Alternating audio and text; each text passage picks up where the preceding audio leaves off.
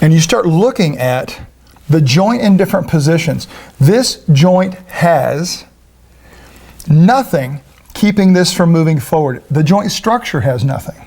At least in the previous example, there was a little concavity that if things were working right, we might use the top of. That's what it's for. This offers us nothing.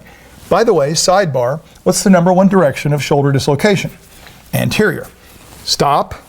That's not saying that dumbbell flies are going to dislocate your shoulder. It's possible if you're stopping it fast enough, that exponential deceleration thing, and oh, don't forget rotational inertia, and oh, don't forget all that stuff. But what is the number? What is the number, and is it shear, right? Well, if we go up here, this number is going to be 70, right? There's 70 because it's as simple as this muscle is working so hard due to its mechanical disadvantage to deal with a weight that is relatively light out there. I'm going to ask you this question, kind of in foreshadowing to our little experiment we're going to do. This muscle's pulling more severely on that 10 pounds or on this joint. I mean, if this thing was laying on the ground, forget that. If this was a board laying on the ground, and you had a rope closer to this end, which end's going to come up off the ground? This one. You'd have to stand on this end of the board and push down pretty hard in order to get this to move up, because this is trying to lift you and your foot more than, yeah, see where we're going with this? So now certainly I've drawn a hugely thick rib cage proportionally here, but there is of course still going to be a translatory component that is helping out your supraspinatus and friends that are trying to hold this together to some degree. But something's got to be pulling backwards with 70 pounds, and that's our tissues again. That's the co-contracting tissues, because there's not much structure holding from the front. So there's some major muscle tension creating a rotational component to counter this shear. And the body's pretty good at dealing with that. Nobody ever laid down and did a fly, even did it poorly, and their arm immediately fell apart, right?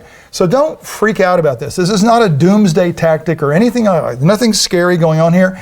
This just needs to be considered for what does it provide? And could that be provided by any other placement of the load?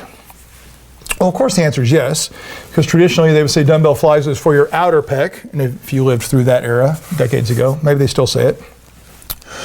Or it's a shaping exercise and a press is a mass exercise. Unfortunately, your pec didn't get the memo. It hasn't a clue. Your pec just deals with this shoulder. What may change is what happens to the shoulder in response to this exercise and the way it's executed commonly. Change the rate of deceleration. There's a lot of things you can change, as you're going to see, that might alter this. And let's play that game a little bit. So what I'm going to try to do, try to remember these numbers, okay? Because I'm going to change some things. Oh no, I can leave those there for now. Because the first thing I need to do what we did before. I'm going to bring this up to like right here.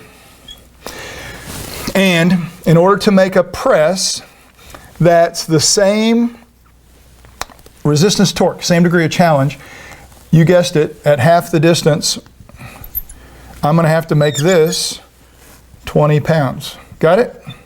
Same idea as before. And that again gives us our 10, 20, that gives our 200 again. So as far as the muscles know, it can still do 8 reps before it fails or whatever the heck. Okay, but what did that change here?